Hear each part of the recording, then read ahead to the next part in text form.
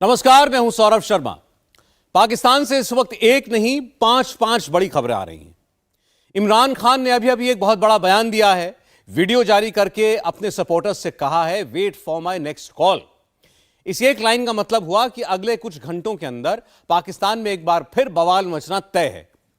इस बीच आज ही शहबाज शरीफ ने पाकिस्तान की सेना प्रमुख आसिम मुनीर और आईएसआई के DG lieutenant general Nadeem Anjum से मीटिंग की है। इमरान के तीनों दुश्मनों ने मिलकर फैसला किया है कि जिसने पाकिस्तान को आग लगाई उसे छोड़ा नहीं जाएगा।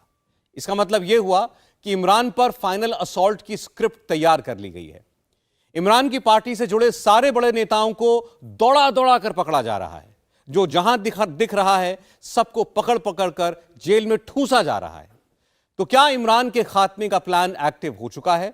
क्या अगले कुछ घंटों के अंदर पाकिस्तान में कोई बड़ा विस्फोट हो सकता है?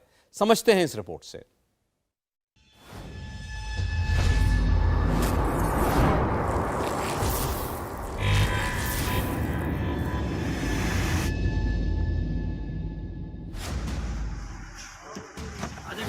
इमरान का राइट हैंड गाड़ी से कूदा, जान बचाने के लिए कोर्ट के अंदर भागा।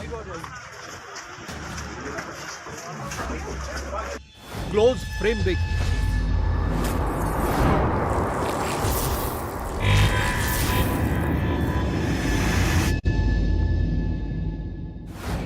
अब लॉन्ग फ्रेम देखिए। आगे आगे फवाद, पीछे मुनीर की फौज, आईएसआई के ऑफिसर्स और शहबाज की फोर्स। फवाद कभी इधर गिरे, किसी तरह पहली बार पुलिस की गिरफ्त से बचे, फिर उधर गिरे तो दूसरी बार बाल बाल पकड़े जाने से बचे।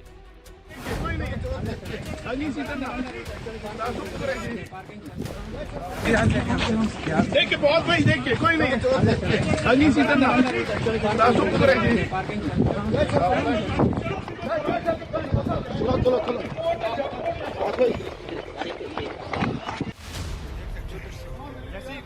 गिरते पड़ते बचते बचाते, हाफते कांपते इमरान के सबसे करीबी नेता कहीं नहीं रुके, सीधे कोर्टरूम के भीतर ही पहुंचे।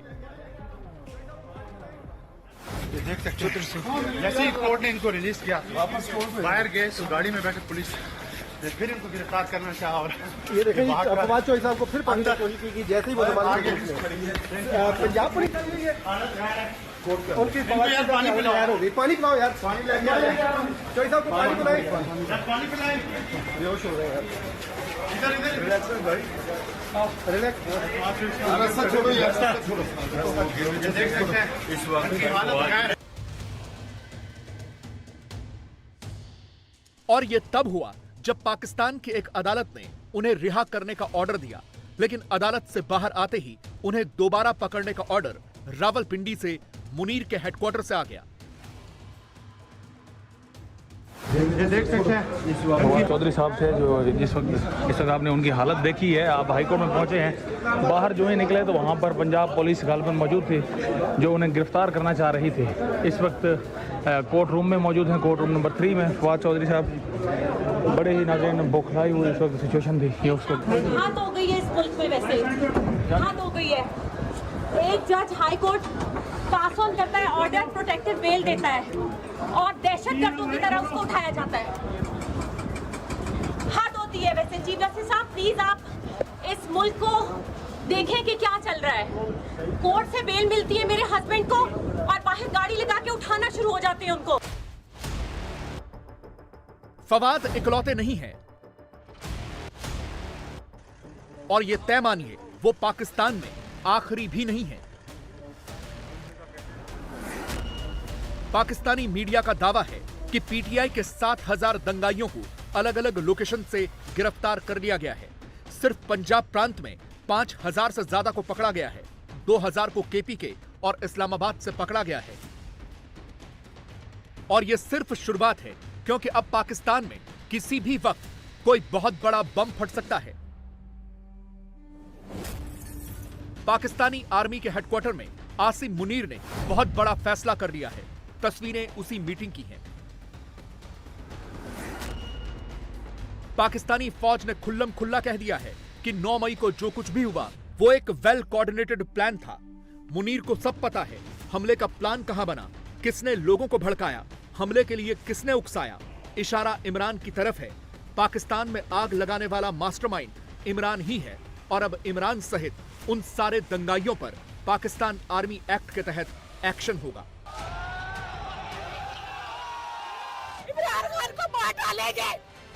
एक्शन भी ऐसा वैसा नहीं होगा, देखते ही गोली मार दी जाएगी।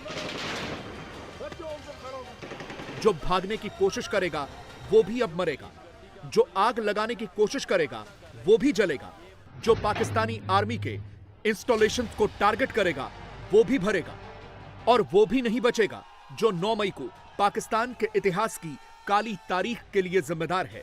और ये शब्द किसी और के नहीं, मुनीर की फौज के हैं।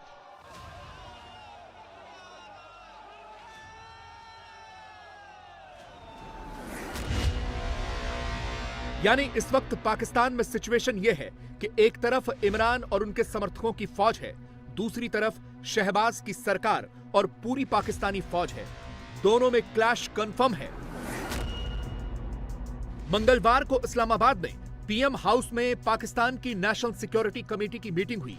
इस मीटिंग में इमरान के सारे दुश्मन जमा हुए। इनमें शहबाज थे, आर्मी चीफ आसिम मुनीर थे, आईएसआई के DG lieutenant general Nadeem Anjum थे और chairman joint chiefs of staff committee general Sahir Shamsad Mirza थे। एक ही मीटिंग में इन सबकी मौजूदगी का मतलब ही यह है कि पाकिस्तान के अंत का काउंटडाउन अब शुरू हो चुका है। इमरान भले ही 3 महीने पुराने वीडियो जारी करके ये बता रहे हो कि उन्हें रास्ते से हटाने का प्लान बना है, उन्हें मारने का ऑर्डर रिलीज हुआ है। खास तौर पर पंजाब पुलिस को बता रहा हूं, अब एक और प्लान बना है और ये मैं आप सबको बता रहा हूं, मैं अपनी अदलिया को बता रहा हूं, मैं खास तौर पर पंजाब पुलिस को बता रहा हूं। आईजी पंजाब और आईजी इस्लामाबाद, पीछे इनके हैंडलर्स, इन्होंने प्लान क्या बनाया? जमान पाक के बाहर या आज या कल ऑपरेशन का प्लान है। और वो क्या ऑपरेशन है? मैं पुलिस वालों को बता रहा हूं, इन्होंने 2 स्क्वाड्स बनाई हैं, उधर इस्लामाबाद से उसने चूज किए आईजी ने और इधर से इसने मुंतखब किए जो पंजाब का आईजी है। इन्होंने 2 स्क्वाड्स बनाई हैं। वो क्या करेंगे? वो हमारे लोगों के अंदर यहां आ जाएंगे और इधर से गोली चला के 4-5 पुलिस वाले मारने हैं इन्होंने। हमारे खड़े होके हमारे लोगों के अंदर ये जो लोग भेजेंगे, क्योंकि यहां तो बड़े लोग होते हैं, उनके अंदर रह के इन्होंने 4-5 पुलिस वालों को कत्ल करना है और उसके बाद वहां से अटैक आना है। उन्होंने गोलियां चलानी है, हमारे लोगों को यहां मारेंगे, मॉडल टाउन टाइप कत्ल करेंगे और फिर करते करते मेरे घर आके वो फिर मुर्तजा भुट्टो टाइप स्टाइल मुझे कत्ल करेंगे। ये प्लान बना हुआ है, या आज इन्होंने करना है और या कल करना है। इमरान पहले वीडियो घुमाते हैं, फिर ट्विटर पर आकर वही बात चिपकाते हैं। कहते हैं मैंने कुछ नहीं किया, एजेंसी के लोगों ने पाकिस्तान में दंगा भड़काया। फिर इमरान की पार्टी पाकिस्तानी फौज के बयान के बाद लंबा चौड़ा बयान जारी करती है और पीटीआई की प्रेस रिलीज में भी टारगेट पर पाकिस्तानी फौज ही होती है। पाकिस्तानी सेना प्रमुख मुनीर ही होते हैं। जबकि सच्चाई यह है कि 9 मई को सिर्फ इमरान के सपोर्टर्स ही नहीं, इमरान का परिवार, उनकी बहन भी लाहौर के कोर कमांडर का घर फूंकने पहुंची थी। और अब मुनीर की पूरी फौज पाकिस्तान में ऐसे सभी लोगों के पीछे पड़ गई है। पाकिस्तान में आग लगाने वाला 10 साल का बच्चा हो या 16 साल का लड़का, मुनीर के ऑर्डर पर एक्शन शुरू हो गया है। कैमरे पर कोई कुछ भी बोलने से बच रहा है। सर ये गिरफ्तारियां कौन करवा रहा है मुल्क भर में? सर इमरान रियाज खान भी नहीं बाजियाब हो सके हाईकोर्ट के ऑर्डर के बावजूद। सर कुछ बताएंगे प्लीज? सर प्लीज सर, ये आप खुद करवा रहे हैं जी गिरफ्तारियां, आपके ऑर्डर्स पे हो रही हैं। मुल्क का लॉ एंड ऑर्डर सर आप चला रहे हैं। आईजी साहब, सर प्लीज रिस्पॉन्ड प्लीज कर दें सर।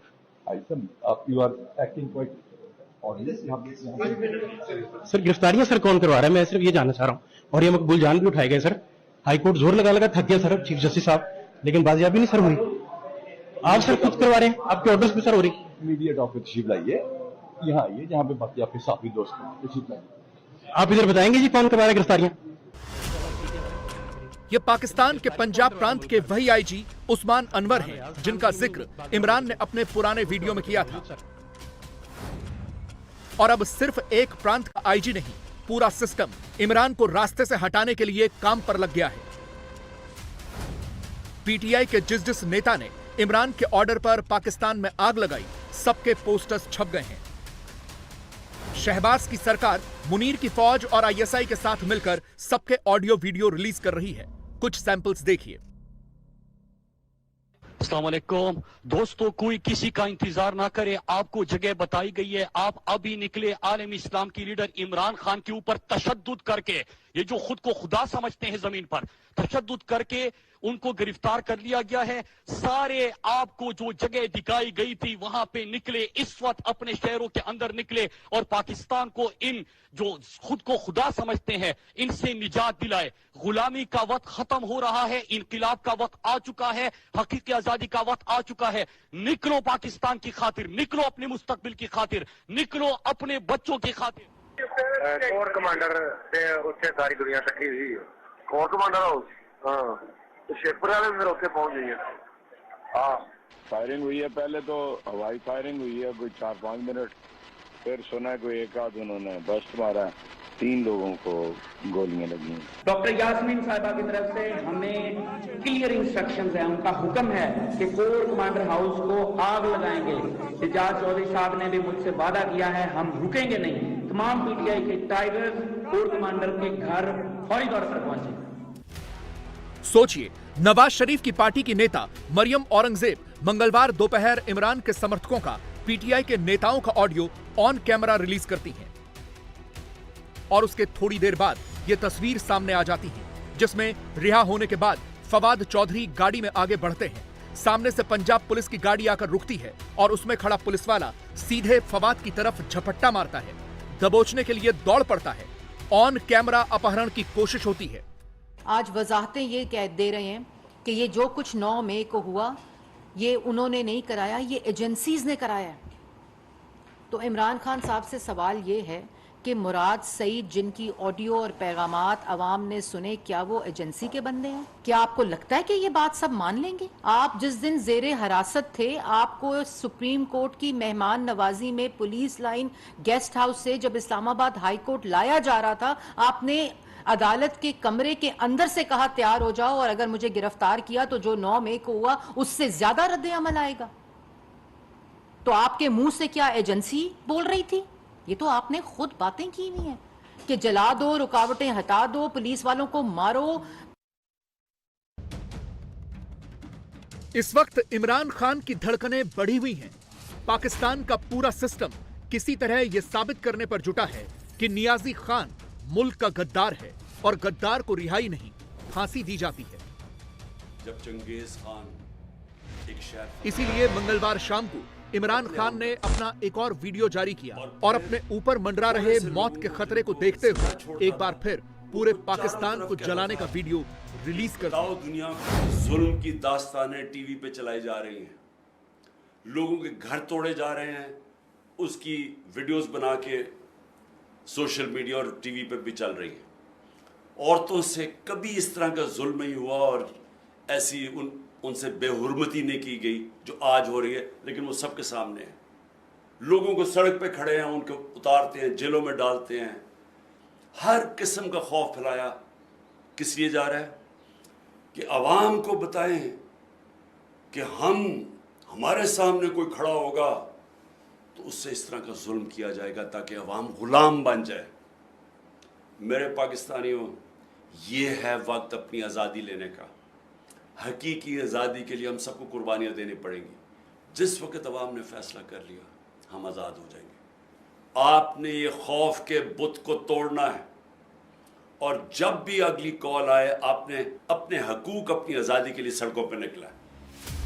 इमरान न सिर्फ अपने मुल्क की आवाम को उकसा रहे हैं, बल्कि तोड़फोड़ के राउंड 2 से पहले लाहौर के जमान पार्क में अपने सपोर्टर्स के खाने पीने का इंतजाम भी कर रहे हैं। यानी इमरान के घर चिकन, दाल और गर्मा गर्म रोटी भी चलेगी। उसके बाद पाकिस्तान की ऐसी तैसी होगी। आज जो लंगर में आपको दिखा सकें, तंदूर लगा हुआ है, ताज़ा रोटियां बन रही हैं, साथ इनकी मिक्स दाल पकाई गई है। ये लंगर जो पिछले 132 दिनों से यहाँ पर दिया जा रहा था, जितने भी कारकुनान यहाँ पे आते हैं। हमारा रोज मेन्यू बनता है। आज दाल थी, कल आलू गोश्त थे, कल सब्जी बनाएंगे, ऐसे रोज बनते हैं। फिर खान साहब के सिपाही मैंने कहता हूँ कि बोर ना हो। और यहाँ पे हम रोज 800 से 1000 बंदे को लंगर करवाते हैं डेली। ये बंद नहीं हुआ कैंप। आप कह रहे थे ना ये चलता रहा है। यहाँ पे शेलिंग हो रही थी, वहाँ से गोली चल रही थी, हम यहाँ बैठे हुए थे और खान साहब के सिपाही लंगर कर रहे थे यहाँ पे। तो इंशाल्लाह ताला हमारा मिशन है कि जब तक खान साहब वज़ीर-ए-आज़म पाकिस्तान नहीं बन जाते, इलेक्शन नहीं हो जाते, हम तब तक यहाँ डटे हैं, डट के रहेंगे। आप देख सकें तो यहाँ पर कुर्सियाँ लगाई गई हैं बाकायदा तौर पे, तमाम कारकुनान के लिए कुर्सियाँ। सब लोग यहाँ पे जी बताएगा। अच्छा, ये जो मुख्तलिफ अजला से लोग आए हुए हैं, ये मुख्तलिफ शहरों से, मुख्तलिफ जगहों से लोग आए हुए हैं। ये खान साहब के सच्चे कीमतमंद, मोहब्बत करने वाले लोग हैं। खान साहब के सच्चे सिपाही हैं। ये इधर ही मौजूद हैं, ये कहीं से आते नहीं हैं। हाँ, हमने खुले आम भी लोग कहते हैं कि आए खाना शाना खाएं, कोई मसला नहीं, पर ये तो खान साहब के साथ जुड़े हुए हैं, ये मोहब्बत में बैठे हुए खान साहब। ठीक है तो सर, ये भी जरा दिखा दें हमारे नाज़रीन को कितना यहाँ पर आज लंगर मौजूद है। जो आप देख सकते हैं 2 पतीले हैं यहाँ पे, जो आज लंगर भर के आया है। अभी कारकुनान की शिफ्टें लगेंगी, ये लोग खा के जाएंगे, फिर दोबारा आएंगे, उनके लिए सारा लंगर है। आप देख सकें ये स्टॉक पड़ा हुआ है, मजीद पड़ा हुआ है। रोटियां भी बनती जा रही हैं, लंगर भी इनके पास वाफर मिकदार में मौजूद है। रोटियां जा रही हैं सबको, बच्चे भी बैठे हैं, बड़े भी बैठे हैं, और सबके लिए लंगर का इस्तेमाल यहाँ पर किया जा रहा है। जितने भी ये कारकुनान इस लंगर के बाद फुल चार्ज हो जाते हैं। लड़ाई एक तरफा नहीं, 2 तरफा है। इधर इमरान एंड गैंग है, तो उधर मौलाना डीजल के मदरसे वाली फौज है। एक तरफ मरियम का पापा चोर है के नारे हैं, तो दूसरी तरफ चीफ जस्टिस के खिलाफ गाली गलौच धमकाने वाले तराने हैं। ये जो स्कूल के बच्चे गुजर रहे हैं और पीडीएम की जमातों का आज काफिला है, ये इन सबके सामने नारे लगा रहे हैं, मरियम के पापा चोर है। ये आप सुनिए, देखिए वीडियो में।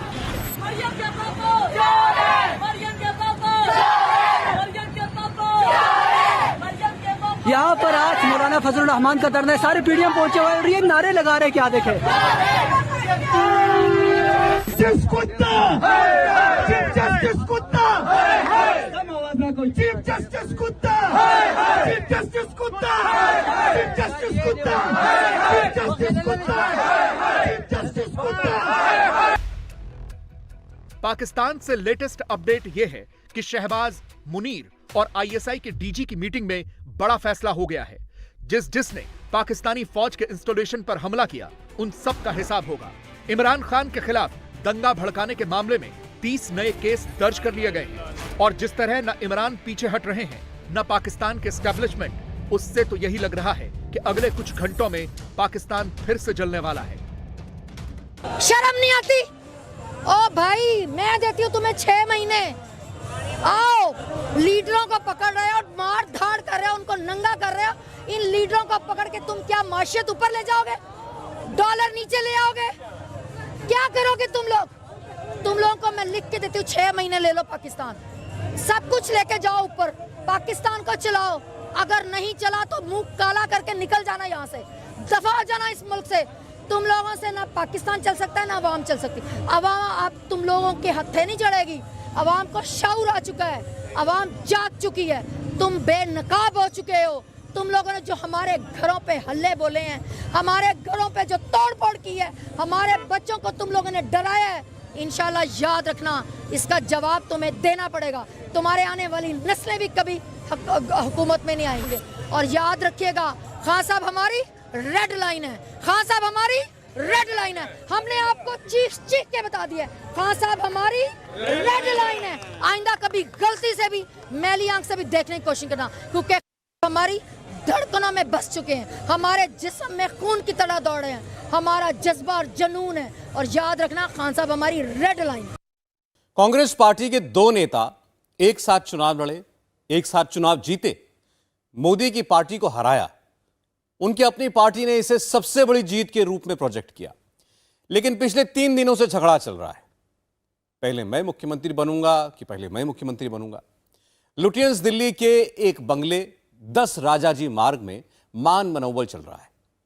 डीके शिव कुमार ने मल्लिकार्जुन खड़गे से कह दिया है कि अगर सिद्धरमैया को सीएम बनाएंगे तो 2024 में कर्नाटक नहीं जीत पाएंगे और राहुल गांधी को प्रधानमंत्री नहीं बना पाएंगे, और अगर मुझे सीएम बनाएंगे तो 24 में कर्नाटक की 25 सीटें जीत कर लाकर दूंगा, तभी राहुल प्रधानमंत्री बनेंगे। आज राहुल गांधी जब मुख्यमंत्री चुन रहे थे तब प्रधानमंत्री किसकी सुन रहे थे? 10 राजाजी मार्ग से सिर्फ 1.25 किलोमीटर दूर 7 लोक कल्याण मार्ग के प्रधानमंत्री आवास में क्या हो रहा था, देखिए। मैं नरेंद्र दामोदर दास मोदी ईश्वर की शपथ लेता हूं कि 16 मई 2014 वो दिन जब नरेंद्र मोदी प्रधानमंत्री बने।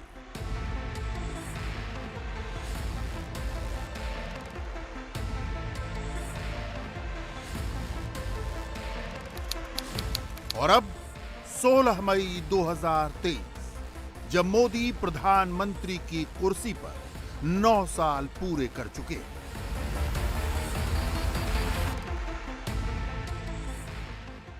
नौ साल पहले आज के ही दिन 16 मई को लोकसभा के चुनाव के नतीजे आए थे। तब पूरा देश उत्साह, उमंग और विश्वास से झूम उठा था। 9 साल पहले मोदी की वो जीत इतिहास का हिस्सा है। पिछले 9 साल में हुए 57 चुनावों में से 52 चुनावों में मोदी की कामयाबी को बदला नहीं जा सकता। मोदी ने उत्तर से दक्षिण तक, पश्चिम से पूरब तक, यहां तक कि पूर्वोत्तर तक में भगवा फैला दिया। मगर कांग्रेस बस एक चुनाव दिखाकर कह रही है कि मोदी हार गए।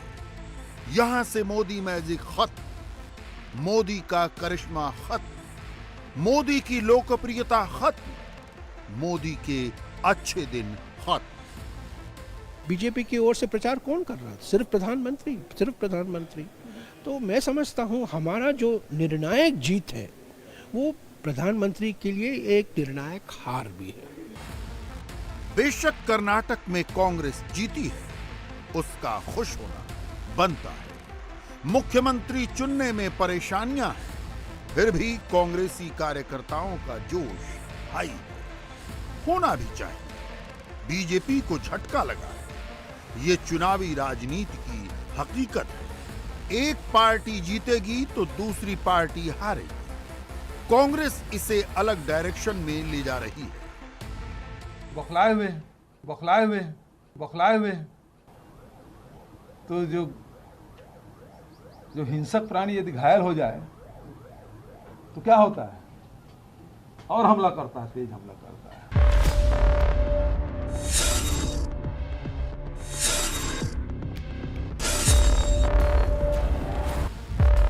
कांग्रेस और कांग्रेस का पूरा इकोसिस्टम मोदी को ढूंढ रहा है, मोदी पर अटैक कर रहा है। गैलरी में खड़े मोदी की एक तस्वीर लगाकर मेरी दुनिया का कैप्शन चिपका दे। प्रधानमंत्री की जबान पर अडानी के नाम की जिप लगा दे। राहुल गांधी का सवाल चिपकाकर मोदी की फोटोशॉप इमेज बना दे। मोदी का यूं मजाक उड़ाते रहना कांग्रेस और उसके इकोसिस्टम की टाइमलाइन को देखकर लगता है कि कर्नाटक जीतने के बाद भी कांग्रेस की कोर थीम इंच बराबर भी नहीं बदली। मोदी के दुश्मनों का फॉर्मूला सिंपल है, पहले मोदी की इमेज तोड़ो, फिर अपने लिए वोट जोड़ो। इसीलिए मोदी पर डायरेक्ट अटैक हो रहा है। ऐसा नहीं है कि मोदी ये सब समझ नहीं रहे। खुद प्रधानमंत्री अपने मुंह से कह चुके हैं कि उनकी इमेज बिगाड़ने के लिए सुपारी दी गई है। इन लोगों ने भांति भांति के लोगों को सुपारी दे रखी है और खुद भी मोर्चा संभाले हुए हैं। इन लोगों का साथ देने के लिए कुछ लोग देश के भीतर है और कुछ देश के बाहर भी बैठकर अपना काम कर रहे हैं। नरेंद्र मोदी क्या कर रहे हैं? प्रधानमंत्री एक राज्य की हार को देखकर चुप नहीं बैठे। उनको 2014 की जीत याद है। मोदी ने आज देश की दिशा बदलने वाले चुनाव को याद किया। मोदी ने रोजगार मेला लगाया और 71,000 से अधिक अपॉइंटमेंट लेटर बांटे। बीते 9 वर्षों में भारत सरकार ने सरकारी भर्ती प्रक्रिया को ज्यादा तेज करने, ज्यादा पारदर्शी और निष्पक्ष बनाने को भी प्राथमिकता दी है। पहले स्टाफ सिलेक्शन बोर्ड भर्ती प्रक्रिया को पूरा करने में करीब 15 से 18 महीने का वक्त लेता था, यानी करीब 1.5 साल। आज ये प्रक्रिया 6 से 8 महीने में पूरी हो जाती है। पहले सरकारी नौकरी के लिए आवेदन करना ही बहुत मुश्किल होता था। एक एप्लीकेशन फॉर्म लेने के लिए घंटों लाइन में लगो रहो, डॉक्यूमेंट्स को अटैच करवाने के लिए गैजेटेड ऑफिसर्स को खोजो। आज आवेदन करने से लेकर नतीजे आने तक की पूरी प्रक्रिया ऑनलाइन हो गई है। मोदी मुद्दे पर हैं, विरोधी मोदी पर हैं। पिछले 9 साल में हिंदुस्तान कितना बदला, आज प्रधानमंत्री ने इसका ब्यौरा दिया। कांग्रेस बिना लाग लपेट के कह देती है, प्रधानमंत्री जी झूठ बहुत बोलते हैं। 24 के चुनाव में बेरोजगारी मुद्दा बन सकता है, इसलिए मोदी ने 7 महीना पहले ही 10 लाख सरकारी नौकरियां देने का प्रोग्राम शुरू कर दिया है। हर महीने एक साथ 45 जगहों पर रोजगार मेला आयोजित किया जाता है। मोदी और मोदी के मंत्री अब तक 3,59,000 अपॉइंटमेंट लेटर बांट चुके हैं। इनमें से 71,000 से ज्यादा अपॉइंटमेंट लेटर 16 मई को बांटे गए। मोदी इस मोर्चे पर लगे हैं, लेकिन क्या ये काफी है? कर्नाटक में कांग्रेस ने बेरोजगारी को मुद्दा बनाया और ग्रेजुएट बेरोजगारों को हर महीने 3,000 रुपए भत्ता देने का वादा किया। वोट बटोर लिए। आपको याद होगा, बिहार चुनाव में तेजस्वी यादव ने 10 लाख नौकरियां देने का वादा किया तो आरजेडी को सबसे बड़ी पार्टी बना दिया। केजरीवाल भी आपका विस्तार करने में सरकारी नौकरी को चारे की तरह इस्तेमाल करते हैं। सरकारी नौकरी एक सेंसिटिव मुद्दा है। कोई भी पार्टी चुनाव में जब ऑथेंटिक तरीके से इसे इनकैश करती है तो खूब वोट मिलते हैं। 2014 में मोदी ने इसे अच्छे से भुनाया था। नौकरी तो कर ले, पर नौकरी है कहाँ? और वो हमसे कहते कि हमको वोट दो। तुमने हमको कहा दिया जो हम तुमको वोट दें? पढ़े आए वोट मांगने वाले, युवाओं को बेरोजगार रखने वालों, जनता माफ नहीं करेगी। यानी कांग्रेस अभी जो सोच रही है उसे मोदी पहले ही कर चुके हैं। आज नरेंद्र मोदी जब 9 साल पहले की जीत याद कर रहे थे, उसी वक्त कांग्रेस उनको ये बताने लगी कि 2014 में मोदी ने हर साल 2 करोड़ नौकरी देने का वादा किया था। नौकरी के सवाल पर सबसे पहले खड़गे ने मोदी पर अटैक किया। फिर जयराम रमेश ने नरेंद्र मोदी पर ताना मारा। कांग्रेस ने ग्राफिक्स इमेज बनाकर नौकरी को मुद्दा बनाया। ये तो सच है कि हर साल 2 करोड़ नौकरी का वादा न पूरा हुआ न हो सकता है। सवाल इंटेंट का है, ईमानदारी से प्रयास करने का है। अरुणाचल प्रदेश के आदिवासी कम्युनिटी लीडर्स के साथ प्राइम मिनिस्टर का इंटरेक्शन तब हुआ है जब कर्नाटक में आदिवासी समुदाय के लिए सुरक्षित 15 की 15 सीटें बीजेपी हार गई है। प्रधानमंत्री को भी मालूम है कि कुछ छिटक गया है। मोदी उसे फिर से हासिल करने में जुट गए। आपको दिल और आत्मा से प्यार करते हैं। हमारे अरुणाचल में रेलवे कनेक्टिविटी होना एक सपना को सच में बदलने की बात है। अच्छा, आपको मालूम है आपका गुजरात से क्या नाता है? देखिए, श्री कृष्ण अगर अरुणाचल न होता तो अधूरे होते।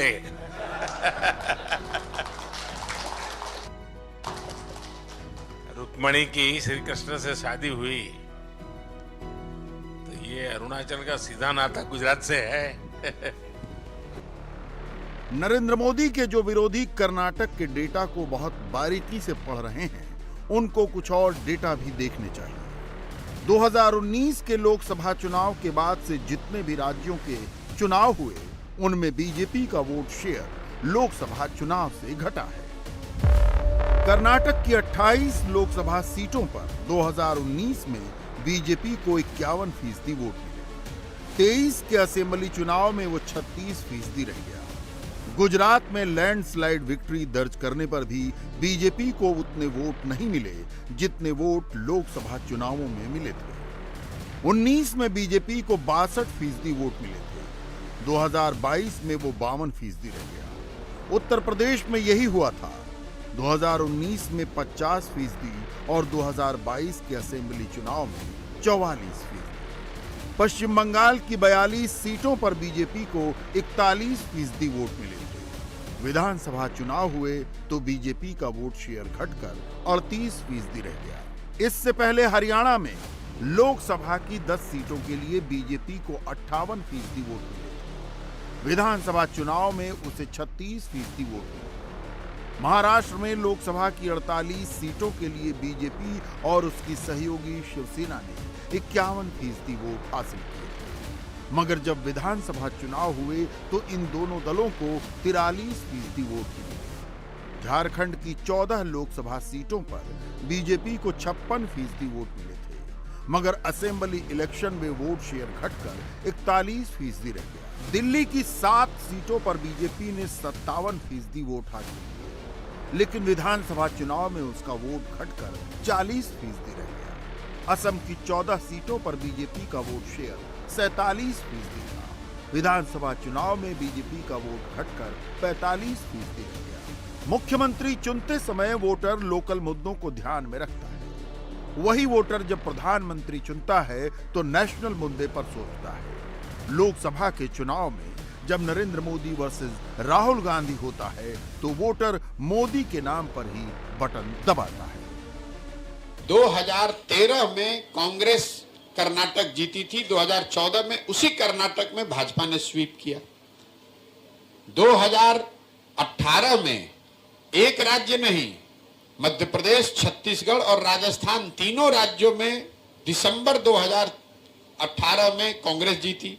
और उन्हीं राज्यों में, उसी राजस्थान में, उसी छत्तीसगढ़ में, उसी मध्य प्रदेश में जब लोकसभा के चुनाव 4 महीने के बाद हुए तो कांग्रेस का खाता नहीं खुला।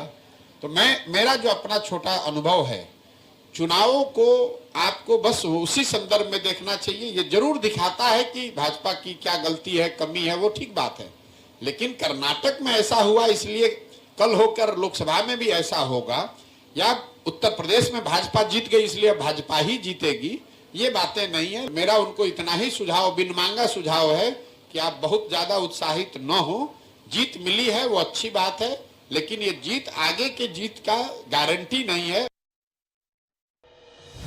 नरेंद्र मोदी ऑफिशियल विजिट पर अमेरिका जाने वाले हैं।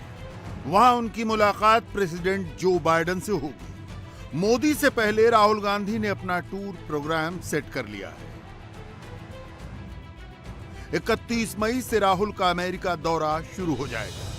इसी दौरे पर 4 जून को राहुल न्यूयॉर्क के मेडिसन स्क्वायर पर भारतीय समुदाय के करीब 6000 लोगों से इंटरैक्ट करेंगे। 24 से पहले राहुल गांधी अपने आप को भारत के नेशनल लीडर के रूप में स्थापित करना चाहते हैं। मोदी ये काम 9 साल पहले कर चुके हैं। प्रधानमंत्री बनने के बाद सितंबर 2014 में नरेंद्र मोदी जब पहली बार अमेरिका गए तो उसी दौरे पर वो मैडिसन स्क्वायर गार्डन गए थे और वहां ऐतिहासिक प्रोग्राम किया था। मैडिसन स्क्वायर पर मोदी का प्रोग्राम दुनिया को यह दिखाने के लिए था कि मोदी आ चुके हैं और अब किसी भी इंटरनेशनल फोरम पर भारत को नजरअंदाज नहीं किया जा सकता। कांग्रेस कहती है कि न्यूयॉर्क में भाषण देकर मोदी ने भारत का अपमान किया था। राहुल गांधी विदेश में क्या कहते आए हैं इसे रिपीट करने की जरूरत नहीं है।